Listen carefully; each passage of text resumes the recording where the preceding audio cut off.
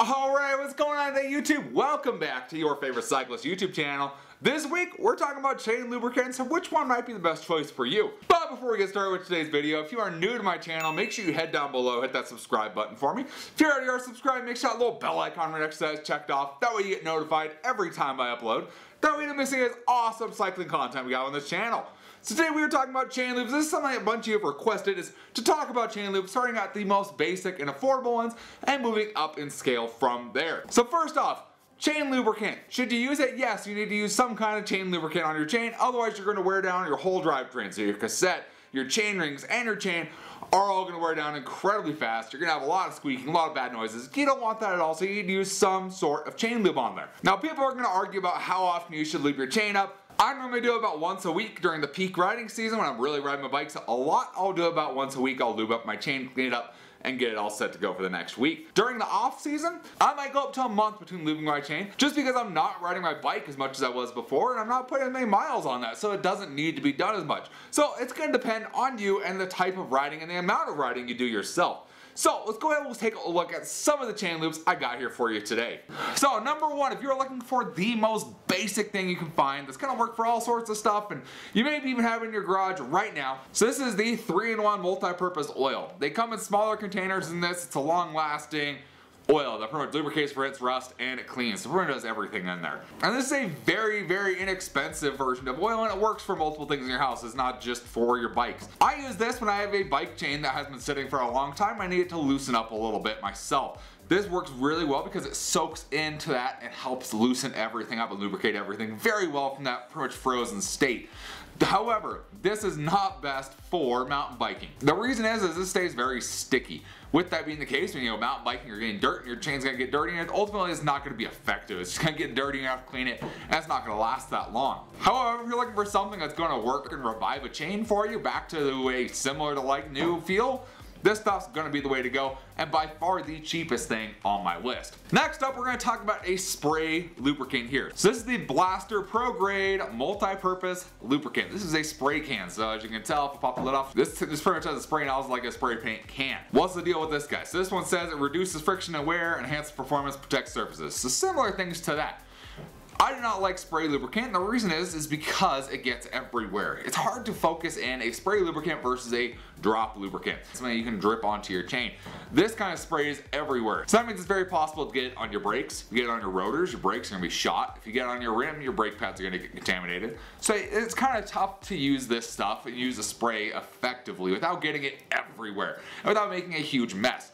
So while this does work, it actually says chains on the back of here and bicycles. So while it does work, it's not my favorite thing to use. Again, with this Blaster stuff, this stuff is very similar to our 3-in-1 here. So it works very well, and I use it for unfreezing certain components on bikes that get all rusted up and don't work anymore. This helps kind of revive them from that state. So again, it's a very wet based formula. It's a very wet based chain lube for me. So it works. Would I use it on my own bike? Would I use it on my bike all the time? No. This would not be my choice for everyday bicycle chain lubricant. Moving on from there, we'll talk about one that probably a lot of you have heard of, and that's going to be the Tri-Flow lubricant. The Tri-Flow has been around for a long time. This is what pretty much every bike shop has, every bike shop sells it, and I think most people are familiar with it. This is a very good all-around lubricant for everything is essentially what it's going to be good for. It's good for your chain, it's good for all your pivot points on your bike. This stuff works really, really well. So the Tri-Flow is a little bit more of a wet-based lubricant. It's going to be very similar to these down here, except it has PTFE in there. The PTFE actually helps this last a lot longer than some of these lubricants here. With that being said, this also attracts a little bit less dirt than some of these. While it's still a wet-based lubricant, it's going to attract dirt and dust a lot less. So for all around, this one's pretty good. However, the price point is going to be probably about twice as much as these guys are.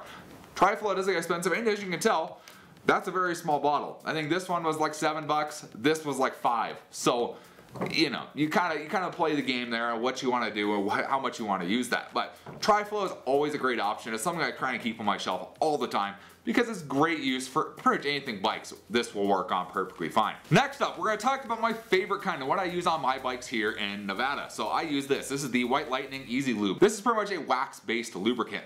It used to be called something else, but this is what they call it now, the Easy Lube. I don't know, whatever. So this stuff works really good. So pretty much it's a wax-based lubricant. So when you get this in the bottle, this is actually frozen still currently, still below freezing here at night. So this is actually frozen. But when you get it, it separates into two different parts. So it separates into a liquid and a kind of a more of a waxy mixture at the bottom. You shake it up, and once you shake it up, it mixes together, and once from that point, it allows you to drip this down through your chain, and then as it dries, it will turn into a wax, and you can wipe off the excess. This stuff works really well because it does not attract dust or dirt. It keeps your chain lubricated, but it doesn't attract dust or dirt, which is amazing here in Nevada where it's dusty and there's dirt roads and trails and all that. This is what I use all the time. Downfall of this guy is you have to apply it more often. Because it's that wax-based lubricant, wax is going to wear off a little bit faster than some of this wet-based stuff over here. So, while you have to apply it more, this stuff is my choice for dry conditions, or conditions where you're going to be riding through a lot of dust and dirt. Now for wet conditions, so mud, rain, snow, this is not my choice. This is not what I would use. This will wash right off your chain super easy, and it does not stand up to those kind of conditions. So that's why I like it here in Nevada particularly. So you can get something like this. I think I picked this up. This is like $4 or $5. Very inexpensive for what it is, and you can pretty much pick it up anywhere, and I like it. It works very well for my type of riding. Last we're going to talk about is our Muck Off dry lube here, and they have dry and wet based lubes. So Muck Off stuff is going to be designed for kind of damp conditions. So this is what I actually ran when I lived in Hawaii. This is the type of chain lube I ran, and it worked very well for there. It would stand up to the wet, muddy, rainy conditions we had there. It wouldn't rust my chain, everything like that. It worked very well. Once I moved here to Nevada, this just didn't quite hold up to the dry conditions. It just wasn't working very well. However, this will work very well in wet conditions. So it has similar qualities to a lot of our wet-based lubes, kind of on this side here, but it's made to last in damp conditions and to repel some of that mud and dirt a little bit better than some of these are. However, this one this one is probably the most expensive one on here. I think I paid like $8 or $9 for this little bottle, and it's pretty much gone at this point. I've used pretty much all of it while I was there, but this was the most expensive chain lube out of everything here. So that is an option, of course, for you as well. Just depends on your riding condition you have.